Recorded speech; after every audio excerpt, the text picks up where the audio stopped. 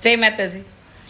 આપણા કાઠિયાવાડમાં એક કહેવત હતી કે દીકરીને વર જોઈને પૌણાવાય, કારણ કે વરમાંથી ઘર થાય પણ ઘરમાંથી વર ન થાય।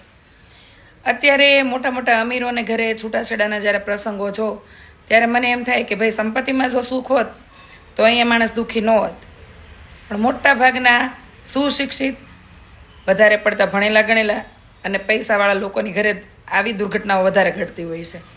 કારણ કે ગરીબ માણસને તો ખબર હશે કે આપણે કરકસર કરવાની જ છે, એણે સત્ય હકીકત સ્વીકારી જ લીધી હોય શરૂઆતથી, પણ વાસ્તવિકતા એ લોકો નથી સ્વીકારી શકતા કે જેને ખબર જ નથી, ક્યારેય અહેસાસ થવા જ નથી દીધો માતા પિતાએ અથવા તો સાસુ સસરાએ કોઈએ કે આપણા ઘરમાં એટલું લેણું છે, આપણી વડી લોન છે, કે અમારા છોકરામાં લખણ છે। આ આગળ જતા આ જ્યારે વિસ્ફોટિક ટ્રીપે બહાર આવે ને ત્યારે આ બધી દુર્ઘટનાઓ ઘટે। 2 દિવસ પહેલાં મને મારા એક ભાઈનો ફોન આવ્યો, મને કે બેન હજી તમારી કાસ્ટમાં તો હજી સારું છે કે તમે એટલું બધું ખુલીને બોલો છો, એટલે તમે એવું ન માનતા કે તમારી કાસ્ટમાં જ આ છે, અમારી કાસ્ટમાં પણ આટલું જ છે।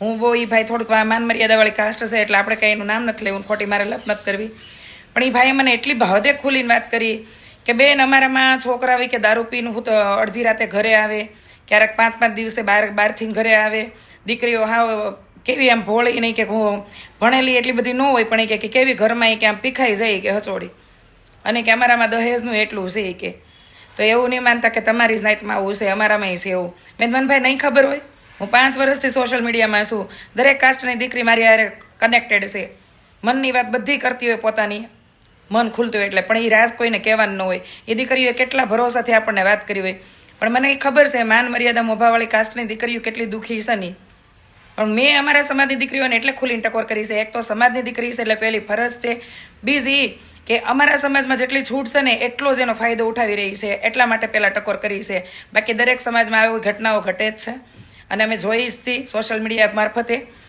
કહેવાનો અર્થ એવો છે કે ઘરમાંથી વર અને વરમાંથી ઘર, આ કહેવત એમને ખોટી નહોતી કે વર જોઈને દીકરી દેવાય, વરમાંથી ઘર થાય ને ઘરમાંથી વર ન થાય। જેટલી દીકરીને અત્યારે ડિમાન્ડ હોય છે ને એવી ડિમાન્ડ દીકરાના માતા પિતાને હોય। માની લીધું હાલો માતા પિતાએ તમારી મમ્મીઓએ બહુ સહન કર્યું હતું એટલે તમારી મમ્મીઓએ તમને સહન નથી કરવા દેવા માંગતી, પણ આપણે આપણા ઘરમાં પગ ઉપર કુવાડો નથી મારવાનો ખોટી ડિમાન્ડ કરી। હેસિયત હોય તો વાત 2 નંબરની છે, ન હોય તો ખોટી ડિમાન્ડ ન કરવી। અને મારી જેમ જેણે ગામમાં રહીને ખેતીવાડી કરી છે ને દાડી કરી છે, એ જો અત્યારે આવતા હોય તો સીધા 4 વ્હીલના સપના જોવા મળે કે હું આ કરી દેવો તો જ હું આવીશ, આવી ડિમાન્ડ મૂકે તો આગળ જઈને વહેલું મોડું એ આપણે ભોગવવું પડે, કારણ કે ઈશ્વર તો ન્યાય કરી જ દે છે, કોઈ કરે કે ન કરે। એટલે સમજાય એને વંદન, ડિમાન્ડ આપણી હોય તો સામેવાળા લોકોની હોય। જો તમારે 4 વ્હીલની ચપ્પક ન મૂકવો હોય ને તો 5-10 માણસની રસોઈ બનાવતા તમને